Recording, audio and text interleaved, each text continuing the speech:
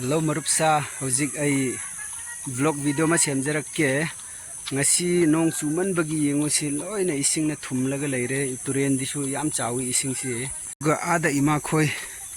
in jaraga leiri yengsi kyamuk nga phabagi hojik chatlaga mathang oina yengusu ada inega ima khoina hojik in jaraga leiri bini si kyamuk phabra mathang oina chatsi khoi yegmin si in jari hojik turen sida yengusi turen si ya ising chawbusi loire loina hojik moi nga kyam phabage khitang yengsi ko hojik si mathang oina ine ani ne si ine leire ine tepi aduga si ani ine danere aduna imani yengusi imasi ayuktagi pung 3 makhai dagi hogalaga lakpani sida amrak yengsi nga kyamuk pharabage ko sida leire sida group ama thami kyamuk yambra yengsi. Wow, yengusi ngasi charaw ni he. Wow, mo yummy si. Wow, kyamuk yummy si. Wow, amarak in jabaduda lauthokpaduda mari manga taruk tare lai haye ngasi se. Wow, aduga sida su yengsi kyamuk yambage se. Wow, sida su lai he yengusi ngasi si phajana ngadi phange imaga ine ani sina. Ini yang biru somda kitang, yang usi ini dana ring nisi, wah, asina imani si, tanggal lu yang si kayak lakpage, amma lakpura ani lakpura, lain he yang usi, saujik su lain si, ani hum lain si, ising di am jauh kerap ni yang usi somda, sida that laga thambeni, saujik in jaga dauri si, ini dana ring na kitang wa ngang bisino ngasi si karam tawi nong chuba sida nga kyamuk lakpoi kitang haibi ne haibiro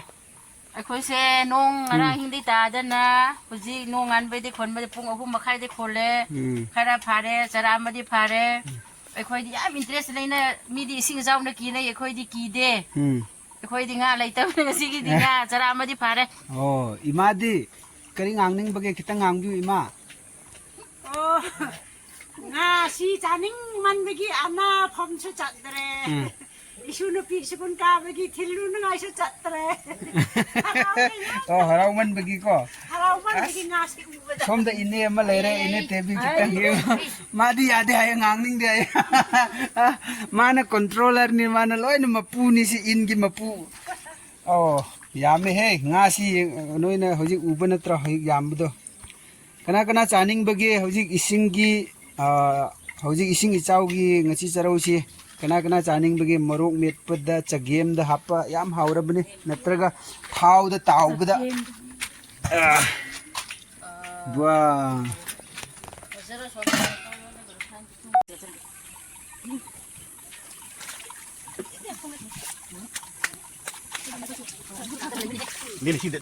ini khoina hojik nga pigdauri hojik mari manga thau da tauraga chage khitang test tauge asini si ramanga gumba tramari gumba piro he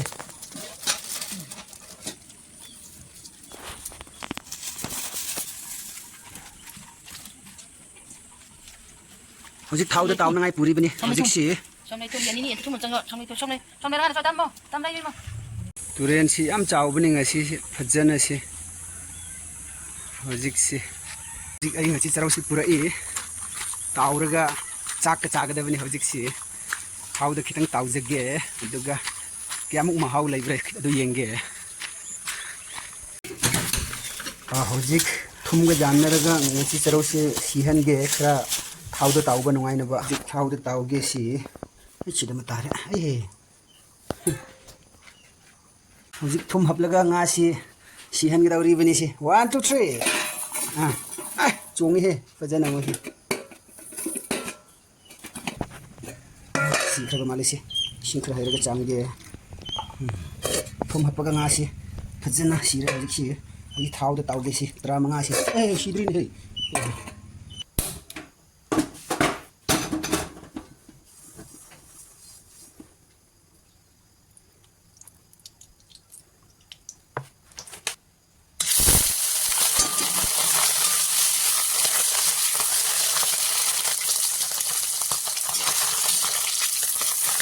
hojik tramanga si ngasi charau si tauri bani thauda aduga इमा खोइना फाबा अयाम बदुदी होरेन पुरागा येनगनी दुगा मुक येंगन नसी सी तरा मंगा सिना मटुम अनि अनि अहुम हुम चारगा चाखन हंगदबनी मनम सियाम नुसी हागदो माली